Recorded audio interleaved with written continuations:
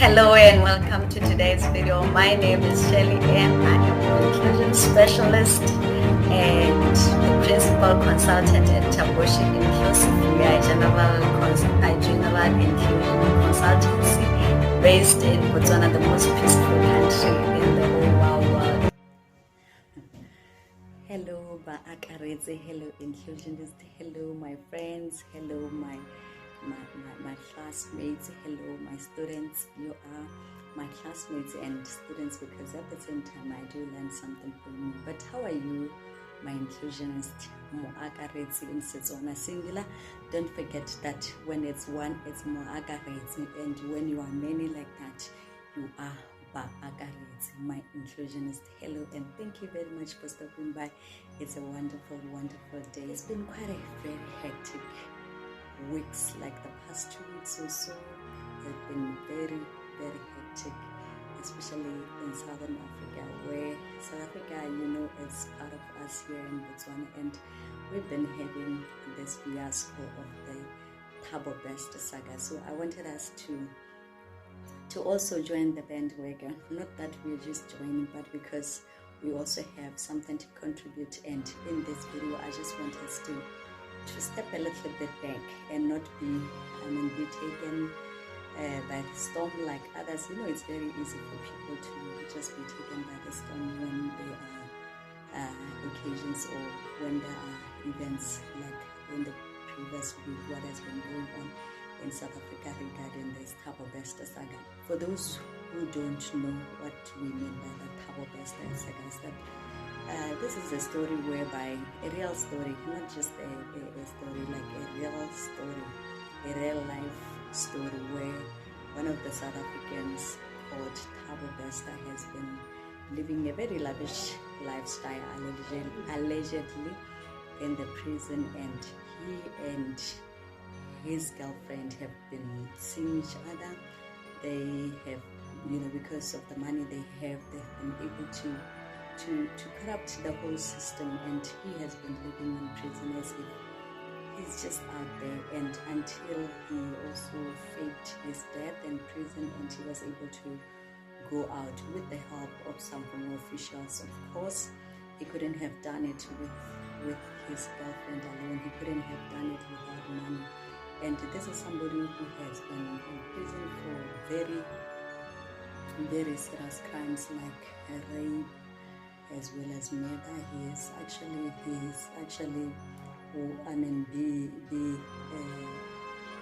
be named the Facebook rapist because of that reputation of raping a lot of women through the use of Facebook. Apparently, he would lure some women or some girls or some teenagers through Facebook, and then he would meet up with those people and rape them. And some of these people he also raped and met. He was caught early this week, or last weekend actually, in Tanzania, when they had escaped in very lavish cars through some countries like Mozambique, if I'm not mistaken, into Zimbabwe, and then into Tanzania. And it is suspected that they were about to elope or to escape into Kenya, and probably further than that. So that is the story. I just wanted to give you some background if you are new to this news. Now let's look at what we learn from this whole thing, because it's very easy for us as humans to be swayed, actually, to be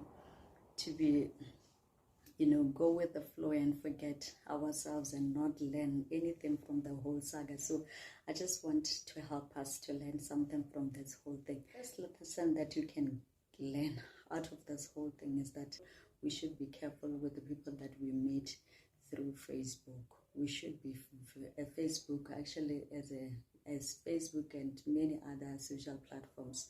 What you see is not really that is as true as that. What you see is not really the truth.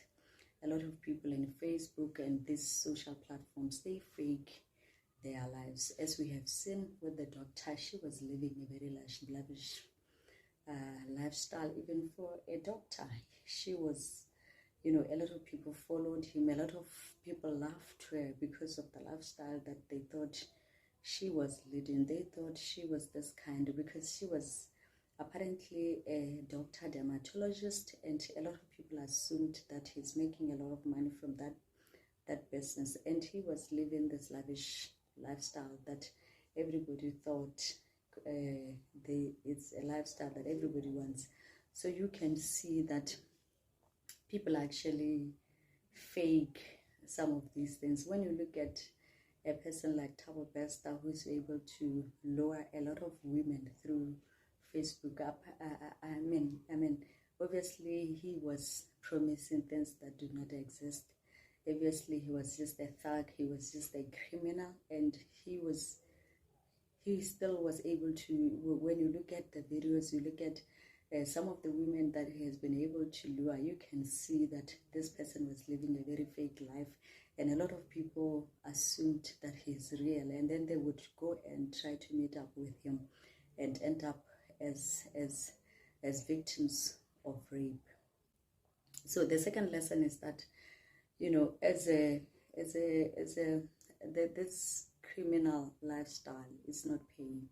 At the end of the day, yeah, you can get money, but it's not long term, it's not sustainable. You cannot sustain a life out of prison for so long. This is what we are seeing, that yeah, you can enjoy yourself, you can host parties while you are in prison, you can meet up with celebrities and all that, something that probably I'll never do in my life because of the lifestyle that I'm living. I might not be able to meet these high class celebrities at any point, or if I do, it is just for a short period and not be able to make those close networks with them. But this life is not very sustainable. Imagine being with those top people only for you to go down just like that. It's not good, and it's better for you to climb the ladder just slowly and go up there. When you are up, you can stay, knowing that when you are up there, you can be able to sustain that life. You can stay there for as long as it is. Unlike a situation where you cheat people, they meet you up, they think that you are the CEO, they think that you are someone somewhere, only for them to be disappointed. When we meet people, we put our trust in these people. We trust is not something that comes cheap, my people. And for us to give you our love, for us to give you our space, for us to allow you in our lifestyle, only to be dashed like that is not good for anybody. So we can see that this criminal lifestyle is not sustainable at all. It's better to live a life that you can sustain, a life that you can see from low level upwards, unlike a life where you come up there and then you dash on the floor like that. As you can see, Esther and Nandipha, the girlfriend, it's a very bad thing, really. And you wonder how she's going to recuperate from this whole thing, if she managed to if she is willing to get back up. The third thing that we learn from this is that if you are middle class and a government employee or a company employee, you should be careful how people that they call entrepreneurs. Be very careful with this so-called entrepreneurs, entrepreneurs, these people who call themselves who claim to be having money, and some of these people are running criminal schemes, and they want to use your position, they want to use your position in government to do crime.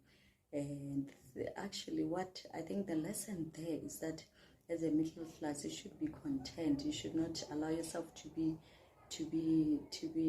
intimidated by people who call themselves entrepreneurs, people who claim to be entrepreneurs, some of which are into criminal activities. These people who, some of them they call themselves celebrities. These people who would by all means try to make you feel small, and then they lure you into criminal activities using your position. At the end of the day, you lose your position. You cannot take anything at home. So the lesson there is for you to be content if you are middle class, and also to be very confident and courageous in whatever job that you do, whatever small, no matter how small paying your job is, no matter how small they may want to intimidate your job, to intimidate you through your job. Don't take the pressure. Don't take the pressure. These people, most of them, what you should know is that they are trying to prove a point. They are trying to prove. These are people who were not, who could not reach any top, and they reach at the top through entrepreneurship, tenderpreneurship, or criminology.